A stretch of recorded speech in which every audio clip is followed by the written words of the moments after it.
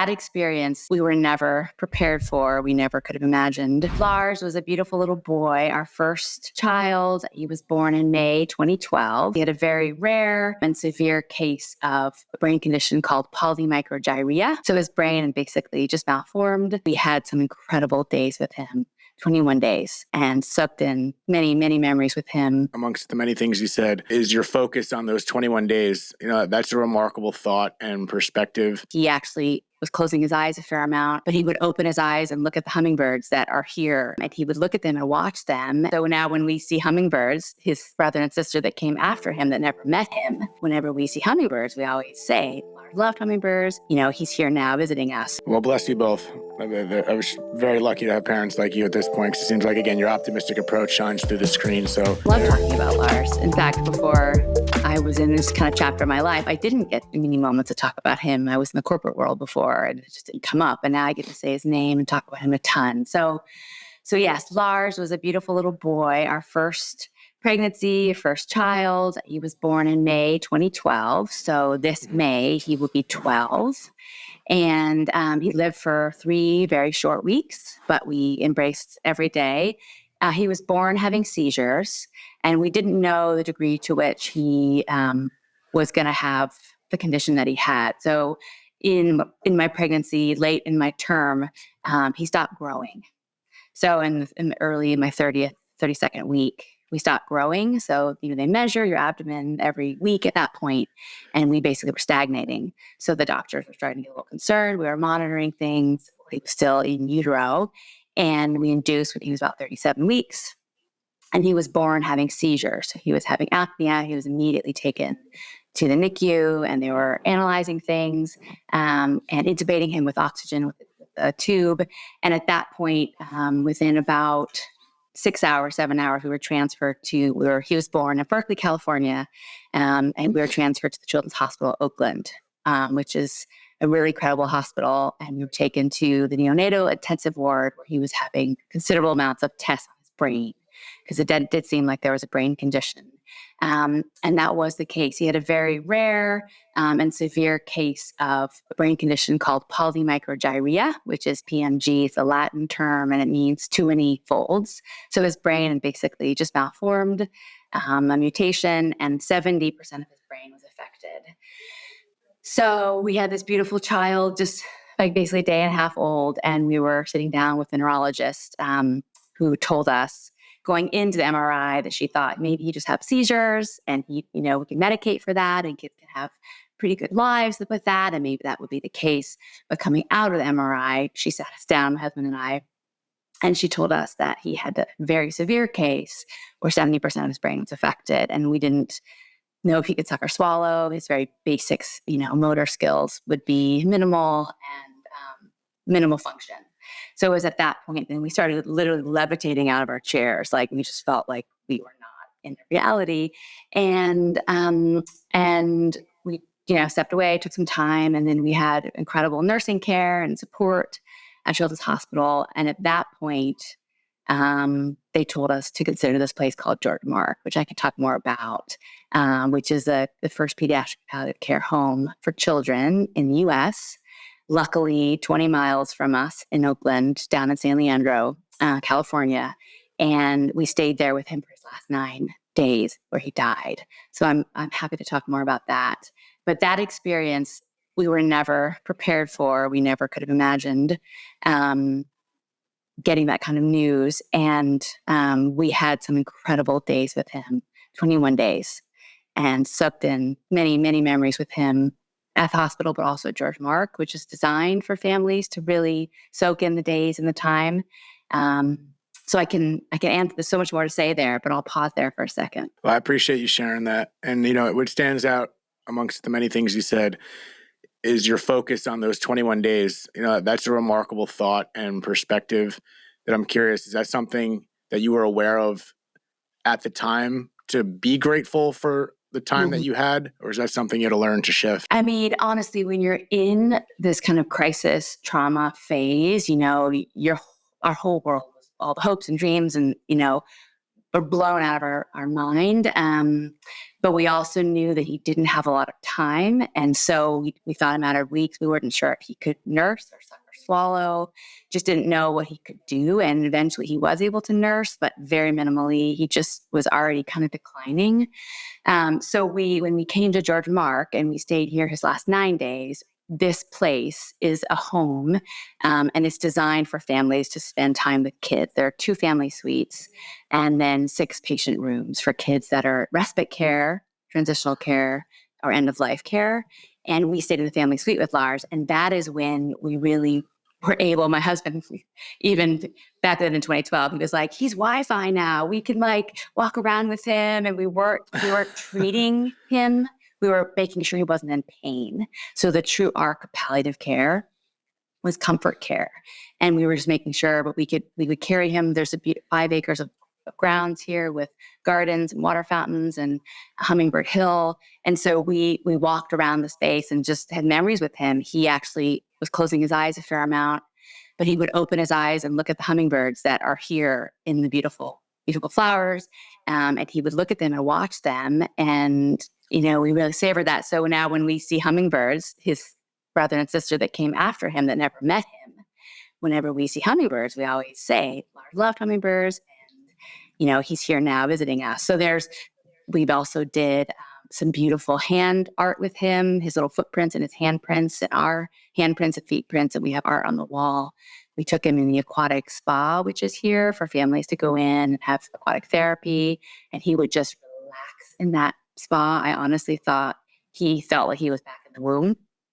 His seizures would significantly reduce. My husband would go in with him, and I would sit on the edge. And we had some animal therapy. They bring in lovely animals here. We have ponies that come. So you were really capturing all these moments, knowing that the time is short. I'll say one other really special thing, the way that George Mark is designed as families are beginning to process a child that is ailing, there's a fountain, and there are these rocks, stones by the fountain, and with the name of the child has passed and the year on the back, engraved on the back.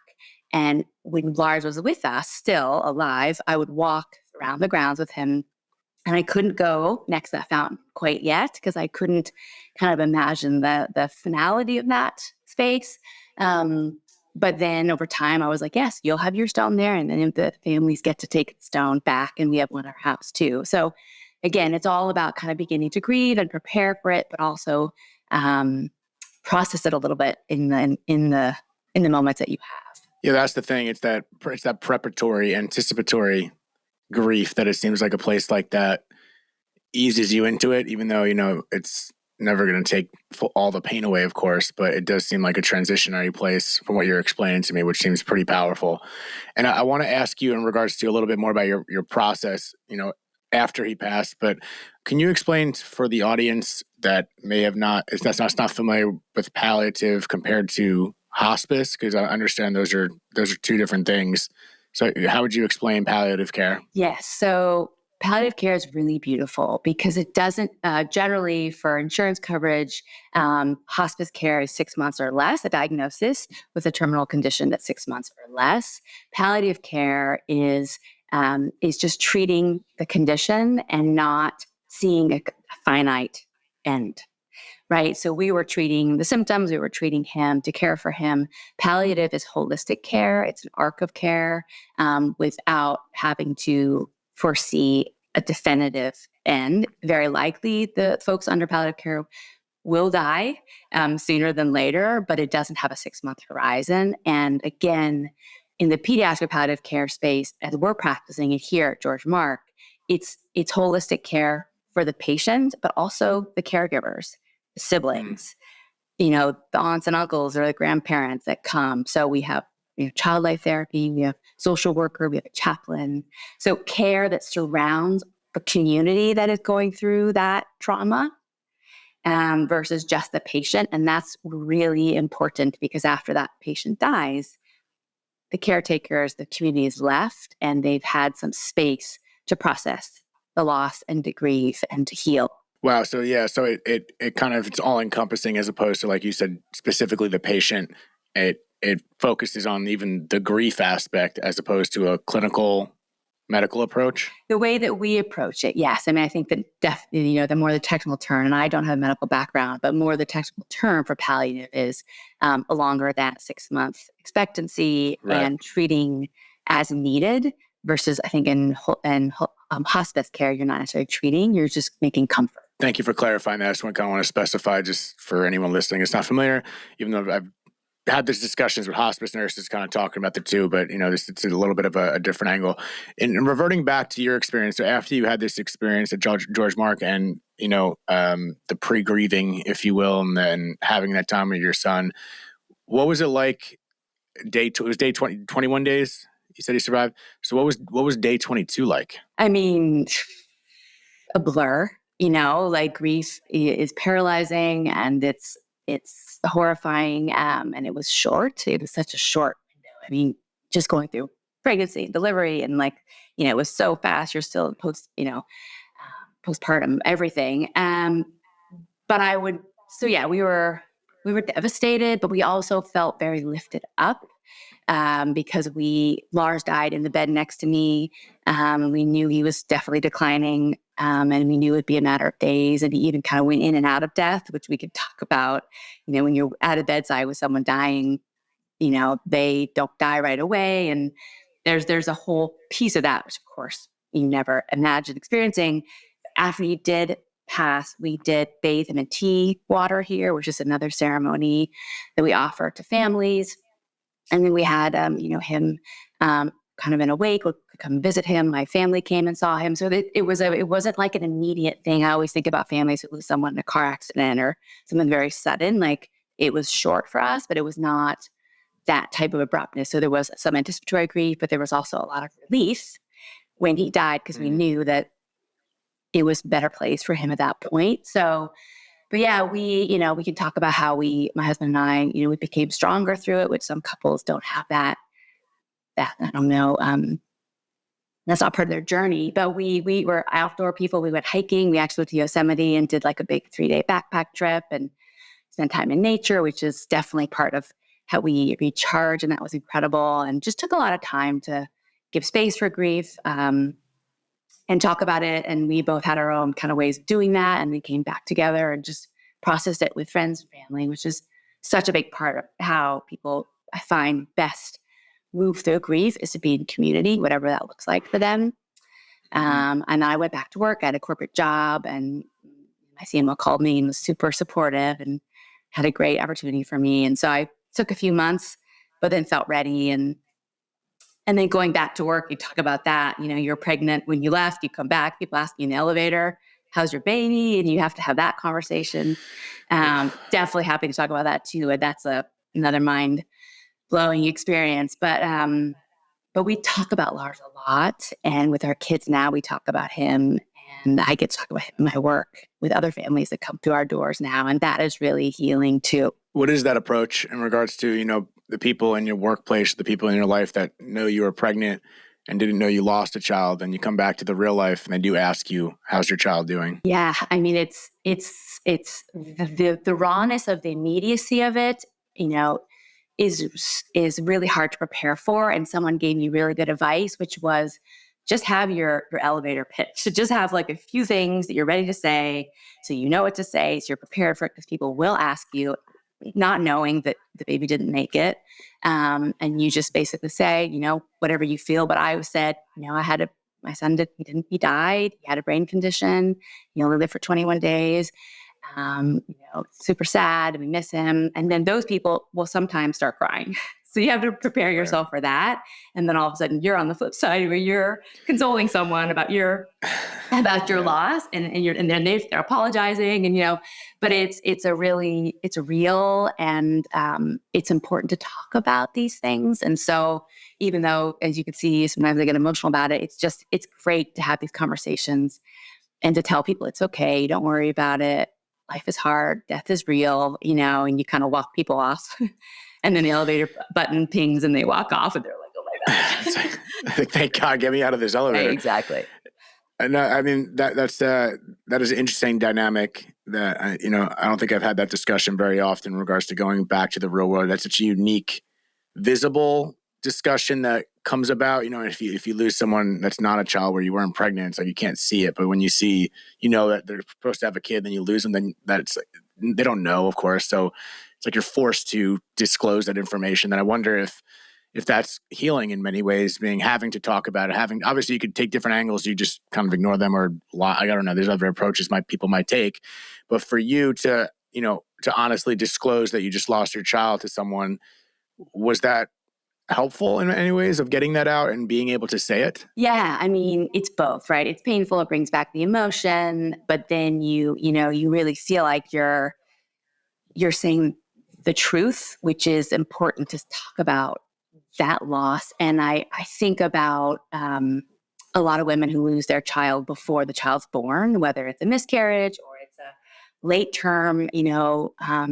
death. And that I always say, gosh, I'm so glad I got to hold Lars and meet him and spend time with him and see his dimple on his chin and all the things that you don't get to when you don't get to meet your child. And I think that's, in a way, that's almost also another hard loss, is that you don't get to talk about that loss openly. And a lot of women carry that and have had miscarriages. They know the date that their child would have been born or the date their child died, but there's no space for that. And I was visibly pregnant and then visibly not pregnant. I always say at our baby shower, I had a ton of girlfriends who were pregnant at the same time with me. We'd go to mama yoga together and all the things. And we had a baby shower with a couple girlfriends all due within the same month. And then after Lars died, the game of musical chairs, where everyone is, a few chairs left and then there's one person standing without a chair. I felt like all my friends were holding babies and I was the one standing without a baby. It's like, what is going on here?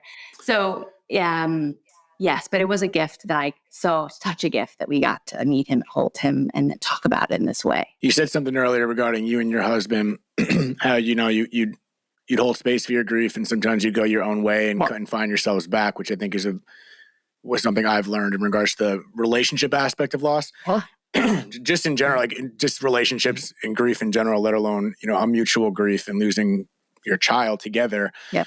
What was that dynamic? What differences did you see between you and your husband grieving, and how did you handle it differently, and how do you bring it back so you guys can be there for each other? Yeah, no, it's a great question. Everyone has to find their way to process things and make the space as they need.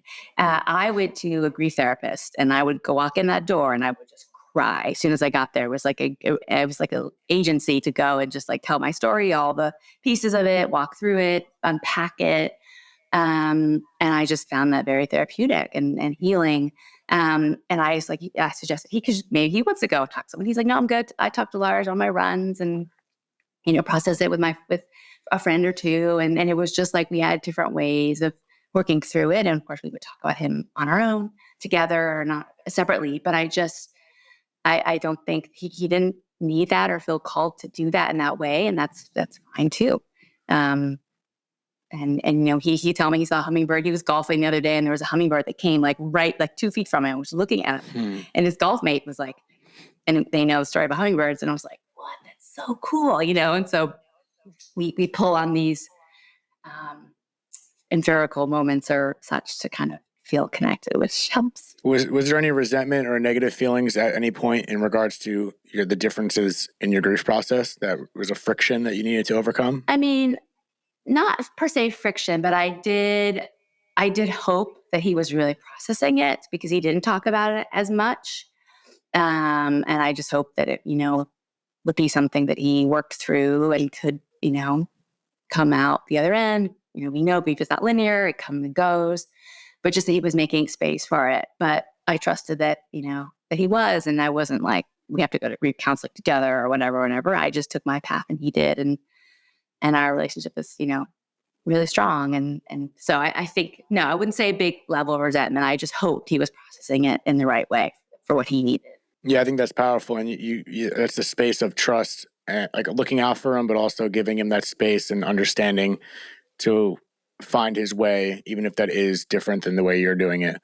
I think there's a lot of power to that, and that says a lot about you. So I could see how that could help a lot of people for not taking I guess maybe not too much of an aggressive approach, because I could see how it could be I can't see because I haven't had this experience, but the thought of, I think the family friction that, I've heard many times is through the differences and maybe not seeing it eye for eye, and it's a lack of understanding because, there's a lot going on. So I get it. But I think, it seems like you came from a place of trust and understanding.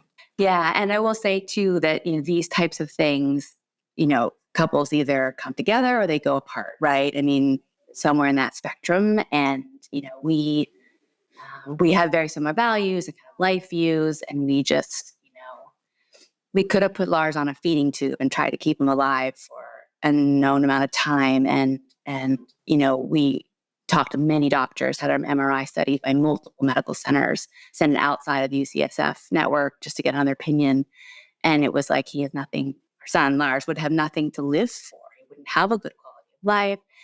And I was grateful that we were very similar in that regard, because that's not always the case either.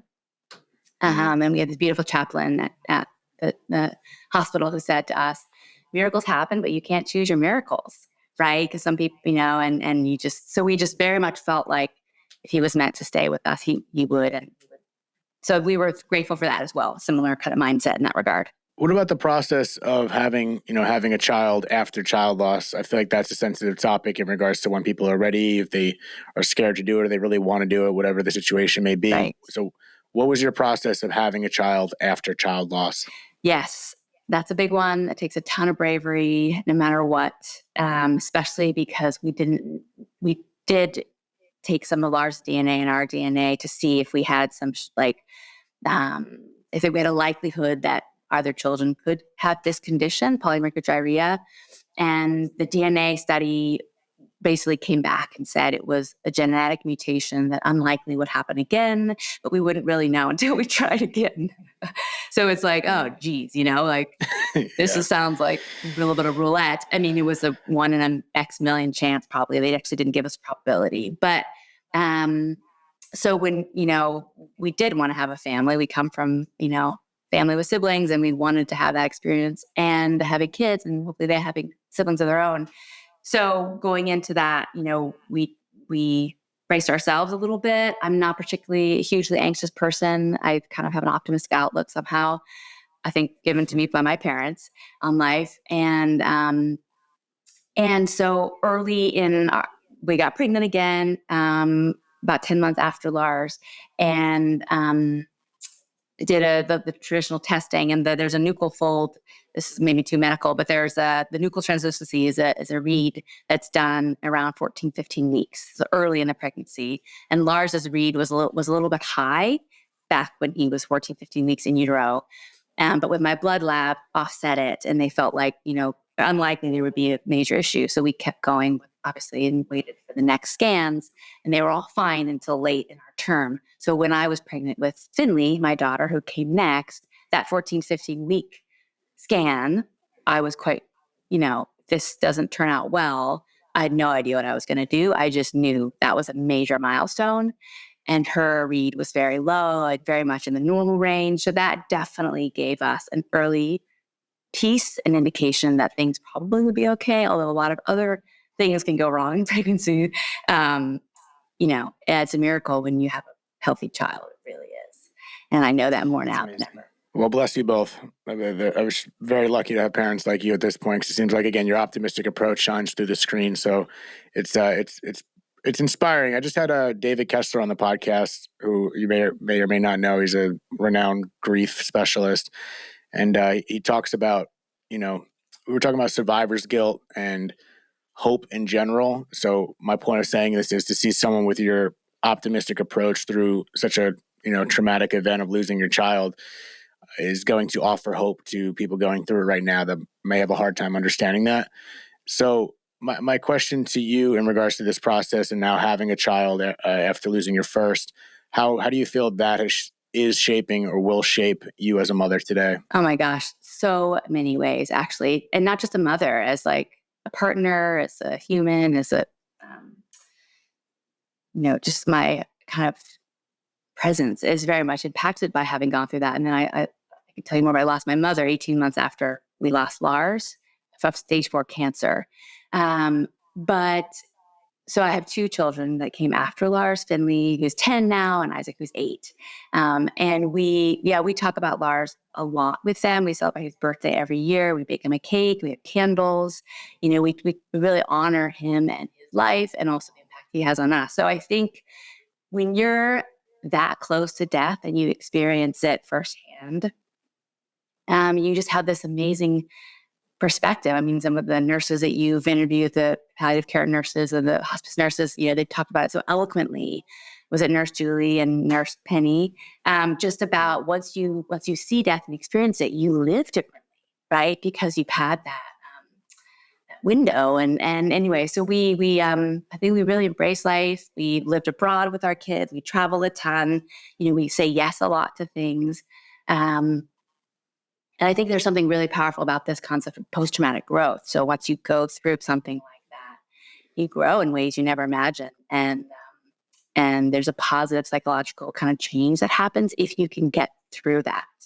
And getting through that is where the community and the space for it are so critical. And so even these talks that you offer help people, I think, see that there's something beyond the pain and the suffering. And that's where I love kind of telling our story, because there's so much goodness through that. In fact, there's like a metamorphosis almost. Yeah, and I think that timeline of the post-traumatic growth is, I'm sure there's not a strict timeline for that. So it could take months, it could take years. And that's kind of like the idea of these conversations is that, you're years ahead than someone may, or even some people that may be just the same timeline as you just aren't there yet. And that's okay. But just to see a few people here and there having to get over the hump, more or less, that's what it's about. It's about glimpsing into the future and trying to find some sort of, opportunity for hope. It's like running the 4-minute mile. The first person that broke that, all of a sudden other people started breaking the 4-minute mile. It's like a similar mindset, and that's what we're hoping to accomplish here and through stories like yours. I want to ask you about George Mark a little bit in the palliative care. What have you witnessed in regards to other children that are nearing the end of their life? Are any of the children vocal about their experiences or about their mindsets? Have you seen any consistencies, patterns, or any specific stories that stand out? Yeah, I mean, there's so many beautiful stories here. And so a couple things. George Mark offers, stays for children who have a life-limiting diagnosis. So they may not be dying imminently. We take care of respite kids as well. So we have 24/7 nursing care, nurses here around the clock taking care of kids with acute conditions. Many are wheelchair bound, many are not verbal, some are, which we can talk about. So families get a break while the child is here having a lot of fun. It's really a place of joy and fun and meaning and connection. We've got all kinds of therapies here. So it's not just an end-of-life place, although it is that as well. And then we also provide transitional care. So kids who are their conditions getting worse potentially, and the parents need help transitioning their kids into that space. Nurses train them. We have bereavement support, like I've talked about, after the child passed. We have a lot of activities for families, family picnic, pumpkin day, and just support for the families. So it's this holistic care. And then we have neonatal support. So if a mom is diagnosed in utero, we've got support then as well. So it's really 5 types of care. And the families that come here, especially the end of life families, stay in the suite. And the child, we just had an oncology patient here who was respite, a teenager with a brain tumor. And it progressed as was expected. They were given about 11-month diagnosis, and it progressed into end of life. And so he stayed here through the end of his life with his parents at his side. It was a split family. Mom and dad were divorced and were remarried. And so we had and then he had brother and siblings. So we had just family coming and going, and surrounding him in so much love and having so many moments with him and our staff, clinical side, social worker, child life therapist, chaplain, nurses, really got to know his family because he was here, I think, almost 5 weeks and didn't leave. Like when it started to transition, he stayed here. And so we really got to know him, and, he's very verbal initially, and just, his wish is that his whole family would be around him in love and like connecting with each other. Wasn't always the case in their family, and that happened for him in his last days. But our child life therapist has a ton of conversations with them throughout their journey to whatever extent they want to talk about dying. They talk about that a lot, especially we have another oncology patient here now who's just on respite, but also has a terminal diagnosis, teenager as well.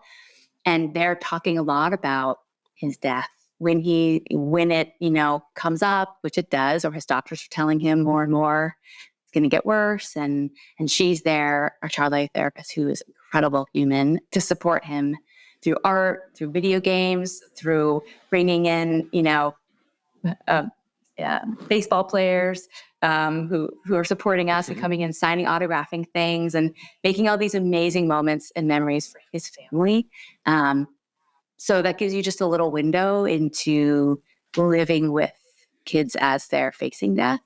And then we have some respite kids who are so incredible, and some who have died suddenly, and some who are living on into their 20s, living way long beyond their life expectancy with their condition. So there's a whole range of ways that we get to know the kids and their families, and the families come back. That's the thing for these adults. That's beautiful. What about the logistics? I'm curious about how accessible is a palliative place, or like George Mark, for example, or in general, is like, how does that work with insurance? Or this is more for like anyone that's listening. You might know someone that has a child that's not doing well, might not be in palliative, and it's just probably good to know just for whatever reason. But what is that logistical process regarding payments, insurance, and accessibility for people? It's not the same for adult hospice, first of all. It's not a space in our federal medical insurance system that is as well known, well talked about as it should be. So there's not as many insurance offerings. So if a family, first of all, families never receive a bill for our services. Our founder founded George Mark 20 years ago. In March will be our 20th anniversary. And she was a clinical psychologist and saw kids dying in the hospital and said, gosh, there's just got to be a better way. She was on the oncology floor as a psychologist, and she looked, there were no other hospices in America at the time. Back in 2004. She founded it in 2004, but researched up until then, modeled George Mark after the United Kingdom, where there are more per capita than anywhere in the world. And but the model is set up mostly through philanthropy. So individual donors and organizations, community, and grants is how we get about 85% of our operating budget. And then we have a little bit that comes through insurance, and regional centers reimburse for respite patients through the state. But end of life, if families have private insurance, there is some coverage, but it's very minimal. And there's huge opportunity to grow that and to figure out models that support that through advocacy, which it was we're in the middle of a strategy right now for George Mark being the first. And there's 2 other freestanding palliative care centers in the U.S., and there's many in development, but partially because the financial model for this isn't simple. In fact, it's quite complicated. It's not, there aren't enough of these. There should be one, within 20 miles of every hospital, right? Because kids die, as do adults, and there's a lot of adult hospices. So that's a big part of our goal, is to figure out ways to support more of these growing, which we're doing to some extent, and also to figure out how to crack the system to support the model. What are those barriers? Like, what is the reason why it's not accessible? Like, I don't want to be like put my tinfoil hat on, but is this a money thing in regards to why insurance companies or the government isn't willing to make this work and make it more accessible? I mean, I'm still learning about all the intricacies of insurance and the government policies. I've been the CEO for just over a year, about 15 months now. So I'm learning that.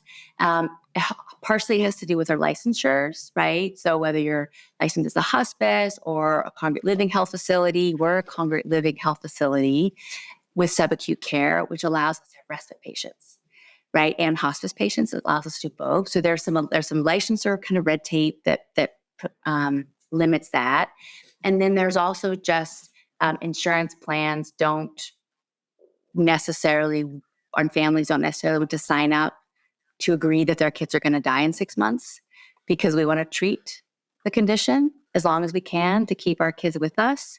And so part of it is that kind of willingness to accept that 6 months is it, so that insurance could cover it. So I believe that's part of it too. And there's more. I have a lot to learn on this topic as well, but those are two reasons. Yeah, it seems like a rabbit hole of why something like that wouldn't be more accessible. I mean, clearly it's happening every day. So it's interesting. I didn't know the numbers were that low in regards to having this as a resource. So where can people tell people a little bit more about where they can find either you and or George Mark, where it's located, and, how can maybe someone listening that's going through it, having issues with their kid, or someone they may know, someone to recommend, how people can find a place like George Mark? Well, absolutely love to talk more about that. So George Mark is located in the San Francisco Bay Area in the East Bay. So we take kids from all across the U.S. We take kids even abroad. Most of our patients come from the California area, and we're referred through hospitals. So we have also working with the Ronald McDonald houses here in the Bay Area, because when kids go through a surgery, families often stay at Ronald McDonald House in some of the local hospitals. And then when the children are released from the hospitals, if they need respite care, other types of care, we can take the kids for basically a break. If families need a break, the kids can come and stay with us, and parents can go on a vacation or have some time together, much needed respite for the parents and the other siblings. Our website has a ton of information as well. But I mean, the key point is families never receive a bill for their services. We have a case management team. So we get a referral from a hospital or from a genetic counselor who had diagnosed as something, a family with a severe diagnosis. We have our case team will take a call, talk to the family, talk to the doctor, see if it's a good fit. Generally, we take kids with acute chronic conditions. And we have a visit. If it's a kind of a respite patient, the caregiver comes with the patient, spends one night here so that they can get to know us. We can get to know them, the patient needs, and then the caregiver leaves the second night and leaves the child with us so that we can really get to know them. And then afterward, so it's a 2-night stay. We have, and after that, we have a call with the family and the medical team to see if it's a good fit. And then, like I said, families don't receive a bill. We have a cafe here where families can come and sit together. Even I remember being here with Lars, and we sat in the cafe with another family who had a baby with one of the trisomy conditions, which is often terminal. And I remember, wow, like there's another family here. And so just the community of that is really powerful. And we are celebrating our 20th year. So I guess that's the other thing I'd love to share is that, being the first in America, leading this kind of mission around wanting more of this type of care in the U.S. We've hosted some summits in the past around pediatric palliative care, and we've attended NWELL and other conferences, really just trying to build visibility around what we do and hoping that the movement continues. There is a national coalition of pediatric palliative care homes that started recently through a friend and partner, Jonathan Cotter, which is bringing these like houses together and trying to help more of them form in America, which is very much such important work, because the way that this house is designed to feel like a home, not a hospital. So there's 8 beds. We don't want it to be a big center. We want more of these smaller facilities, hopefully, to open and to find funding resources for. So that gives a little bit of background. And I'd welcome anyone to reach out to me, of course, or go to our website to learn more.